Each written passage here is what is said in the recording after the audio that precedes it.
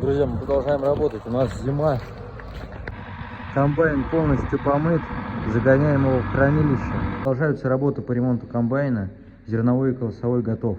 Одним словом, восстановили его в состояние почти как с завода. Получилось загнать без проблем. Интересно мнение, как вам мои швы. Ну и как вам не показать наши фирменные люка. Решетный стан. Ну, сами решеты сюда ставятся. Не так много сварки. Здесь вот этот вот момент. И прут.